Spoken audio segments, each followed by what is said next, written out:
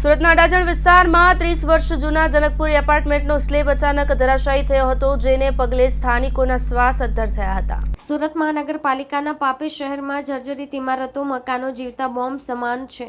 આવા ઘણા જર્જરિત મકાનો પડી જવાના કારણે મકાનમાં રહેતા લોકોના માથે જીવનું જોખમ રહેતું હોય છે। ત્યારે ગઈકાલે મોડી રાતે વધુ એક એપાર્ટમેન્ટના છત પડવાનો બનાવ બન્યો છે। સુરતના અડાજણ વિસ્તારમાં 30 વર્ષ જૂના જનકપુરી એપાર્ટમેન્ટનો સ્લેબ રાત્રિના સમયે ધરાશાયી થયો હતો। સ્લેબ પડતા બાજુની પ્રતીક્ષા રો હાઉસ સોસાયટીના સ્થાનિકોનો શ્વાસ અદ્ધર થતા એપાર્ટમેન્ટ ખાલી કરી દેવાયો છે, પરંતુ ઉતારાયો નથી।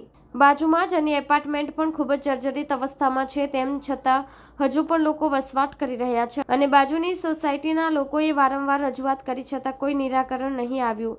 રાત્રે સ્લેબ ધરાશાયી થયો હોય છતાં મોટી જાનહાનિ થઈ નથી। કેમેરામેન હકીમ શેખ સાથે વસીમ હાસમીનો રિપોર્ટ, આઝાદ ન્યૂઝ, સુરત। રેશમા ચશ્માના નામ છે। હું પ્રતીક્ષા રો હાઉસ હની પાર્ક પર રહું છું। આ બિલ્ડિંગ જનકપુરી છે। તે અડધી રાતે 1:30 વાગે પડી તો અમને એવું લાગ્યું પહેલાં ભૂકંપ જ આવ્યો। અમને પહેલાં ઘરમાં સૂતલ તેવું લાગ્યું। પછી બહાર આવીને જોયું તો આખી બધું ધૂળ થઈ ગયેલું હતું। એટલે અમે અહીં આવીને જોયું તો 2 માળ ધરાશાયી નીચે પડી ગયેલા હતા। જો દિવસના આ બધી વસ્તુ બની હતી તો મારા છોકરા અહીંયા રમે છે, સીધે કામ બધા કરે છે। સાંજે બધા અમે બેસેલા હોઈએ છીએ અહીંયા, તો કોઈની જાનહાનિ થઈ જ શકતે। ને બીજી સમસ્યા એ છે, આવ્યા 4 વર્ષથી પાણી આટલું બધું ભરાયેલું છે। અમે કેટલી એસએમસીમાં કમ્પ્લેન આપી પણ એ લોકોએ કંઈ એ કર્યું નથી। ને અમારે તો કંઈ પાણી ભરાયેલું તો 500 રૂપિયા દંડ ફટકે કરી નાખે છે એસએમસી। ને આ કરતા નથી ને અમે કહીએ છીએ તો આ બિલ્ડર લોકો એમ કે પૈસા ખવડાવે, તમારે જે થાય તે કરી લો।